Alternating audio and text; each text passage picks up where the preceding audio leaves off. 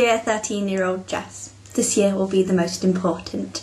I know right now you think nobody will ever take the place of that boy with the blonde surfer hair, but someone will. This year you'll change so much, by your 14th birthday you'll barely recognise yourself. Don't let go of that carefree attitude, the one that makes you jump into things without much thought. I look on that now with gratitude at all the things it made me do. There are a whole slew of things I wish I'd known when I was you. Don't pretend to be someone you aren't to fit into a mould. Don't pretend you hated Twilight or that you don't read. Concentrate more in English. One day soon you'll look back on your acts of misdeed in your favourite lesson and sigh at how little you cared about the texts you now love. You're about to go through a lot, and your stomach is already in a knot. Your heart will break when surfer hair doesn't help, and when your best friend distances himself when you need him most. But you needed to learn self-help. And I promise you, we'll get through it. What you're about to endure is one of the hardest things, and I won't lie to you and say it pays off. The barrister will insist you're lying, but you won't have to see their faces on the little TV screen, I promise you that. You'll beg to see your sister. You'll endure being held back from her as you can only hear her sobs. 3 hours of testifying breaks her. Hopefully she'll be more put together soon. Keep believing things can get better. I'll roll my eyes to all the times that you'll forgive surfer hair and all of that times that you'll betray your friends for him completely unaware. Keep remembering your memories, the inside jokes about Mike and ducks and tiger faces and sumo suits. This year will be the hardest, but also the most fun.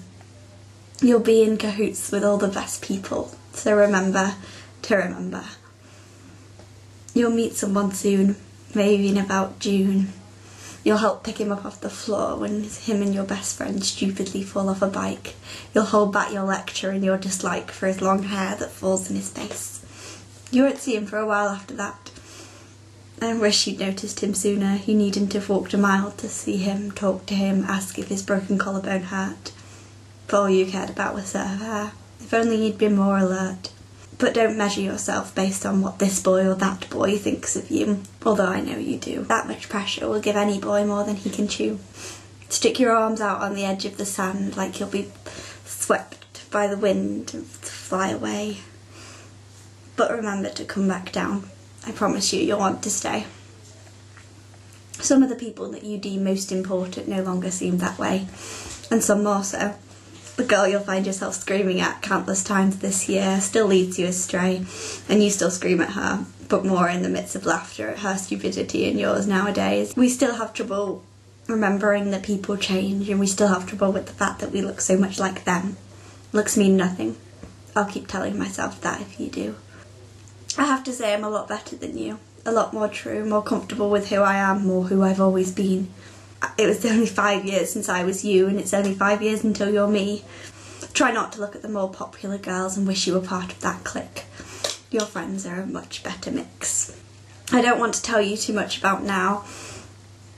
I want you to experience it blind the way I have.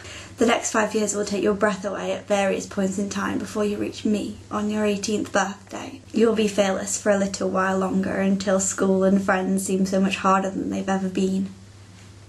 But everything you go through from this moment on pays off. And even if I'm only a fraction of the person we'll be, even if in 5 years' time I'm writing to 18-year-old me recounting all the tears,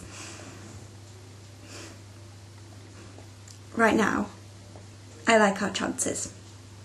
I know you do too. Enjoy those years. I know I did. Love, your 18-year-old self.